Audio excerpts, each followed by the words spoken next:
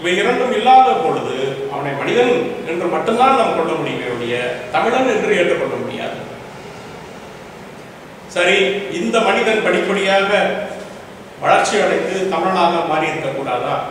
அதற்கும் வாய்ப்பு இருப்பதாக தெரியவில்லை. ஏனென்றால் ஒரு தோல்குடி அதே இடத்தில் இருந்து வளர்ச்சி அடையும் பொழுது ஒவ்வொரு காலகட்டத்திற்கும் உரிய வரலாற்று சின்னங்களை விட்டு சென்றிருக்கிறார்கள். உதாரணமாக கிறிஸ்துவுக்கு 2500 வருடங்களுக்கு முன்னால் எகிப்தியர்கள் பிரமிடை கட்டியுள்ளார்கள். சுமேரியர்கள் 4000 வருடங்களுக்கு முன்னால் ஜிகுராத்துகள் எனப்படும் பிரமிடுகளையும் எரிது என்ற மாபெரும் நகரத்தையும் உருவாக்கி இருக்கிறார்கள். மாயன்கள் 1500 வருடங்களுக்கு முன்னால் பிரமிடுகளை கட்டியிருக்கிறார்கள். சீனர்கள் கிறிஸ்துவுக்கு 1000 வருடங்களுக்கு முன்னால் சீன பெருஞ்சுவரை கட்டியிருக்கிறார்கள். இதேபோல் தமிழ்நாட்டில் காட்டுவதற்கு நம்மிடம் என்ன இருக்கிறது? கிறிஸ்துவுக்கு முற்பட்ட காலத்தில் வரலாற்று சின்னங்கள் என்று என்ன இருக்கிறது? எதுவும் கிடையாது. நம்மிடம் இருக்கக்கூடிய வரலாற்று சின்னங்களில் மிக பழமையானது என்றால் பல்லவர் கால சின்னங்களை மட்டும்தான் காட்ட முடியும். இவற்றின் காலம் கிறிஸ்துவுக்கு பின்னால் 6ஆம் நூற்றாண்டு. ஏன் தமிழன் இத்தனை காலம் எதுவும் கட்டவில்லை? 15 லட்சம் வருடங்கள் சும்மா இருந்துவிட்டு திடீரென்ற தமிழன் மாபெரும் சின்னங்களை உருவாக்குகிறான் என்ற ஒரு கருத்தே ஒரு முரண்பாடாக படுகிறது. அது மட்டுமல்லாமல் ராவுல சாங்குத்தியாயன் போன்ற அறிஞர்கள் ஆரியர்களுக்கு எழுத்து முறையை கற்பித்தவர்கள் திராவிடர்கள் என்று எழுதியுள்ளார்கள் தனது வாழ்ந்தாவிலிருந்து கங்கை வரை என்ற நூலில். இந்த அடிப்படையில் பார்த்தால் சங்க இலக்கியத்தை நாம் இன்று தொகுத்தால் 5000 பக்கங்களுக்கு மேல் வராது. கிறிஸ்துவுக்கு முற்பட்ட காலங்களில் உள்ள வடமொழி இலக்கியங்களான இதிகாசம், வேதம், புராணம் ஆகியவற்றை நாம் தொகுத்தால் குறைந்தபட்சம் 1,00,000 பக்கங்களாவது வரும். கற்றுக் கொடுத்தவன் குறைவாகவும் கற்றுக்கொண்டவன் அதிகமாகவும் எழுதியுள்ளான் என்பதை நாம் கேள்விப்பட்டிருக்கிறோமா? அளவில் மட்டுமல்ல, காலத்திலும் குளறுபடி இருக்கிறது. தமிழ் இலக்கியத்தின் தொன்மை ஏற்கனவே சொன்னேன், கிறிஸ்துவுக்கு 1 நூற்றாண்டு முன்பாகத்தான். ஆனால் வடமொழி இலக்கியங்களான ரிக்வேதத்தின் காலம் கிறிஸ்துவுக்கு முற்பட்ட காலங்களில் கிமு 600 முதல் கிமு 1500 வரை என்று கருதுகிறார்கள். குறைந்தபட்சம் 600 என்று எடுத்துக்கொண்டால் கூட கற்றுக்கொண்டவன் கற்றுக் கொடுத்தவனை விட 500 வருடங்களுக்கு முன்பாக எழுத தொடங்கிவிட்டான் என்பதும் ஒரு வேடிக்கையாகத்தான் இருக்கிறது. தமிழன் ஏன் எழுதவில்லையா? அல்லது எழுதியவரை விட்டுவிட்டு வர வேண்டிய சூழ்நிலையா? தமிழன் ஏன் கட்டவில்லையா? அல்லது கட்டியவற்றை விட்டுவிட்டு வர வேண்டிய ஒரு சூழ்நிலை ஏற்பட்டதா?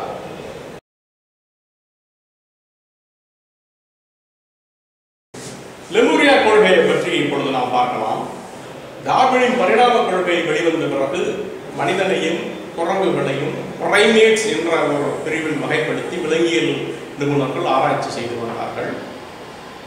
இருப்பினும் மனிதனையும் குரங்குகளையும் நேரடியாக தொடர்புபடுத்த முடியவில்லை என்பதால் இரண்டு விலங்குகளுக்கும் நடுவே வேறு ஏதேனும் ஒரு விலங்கு இருக்க வேண்டும், அதற்கு மிஸ்ஸிங் லிங்க், விடுபட்ட தொடர்பு என்று ஒரு பெயர் கொடுத்து ஆராய்ச்சிகள் நடந்து வந்தன. இன்றைய ஆப்பிரிக்காவுக்கு மிக அருகே காணப்படும் மடகாஸ்கர் என்ற தீவில் லெமூர் என்ற ஒரு அரிய வகை விலங்கு காணப்படுகிறது. இது மடகாஸ்கரில் மட்டுமே காணப்படுகிறது. இந்த லெமூர் ஒருவேளை மிஸ்ஸிங் லிங்க் ஆக இருக்க முடியுமா என்பதனால் இதை பற்றிய ஆராய்ச்சிகள் மிக தீவிரமாக நடைபெற்றன.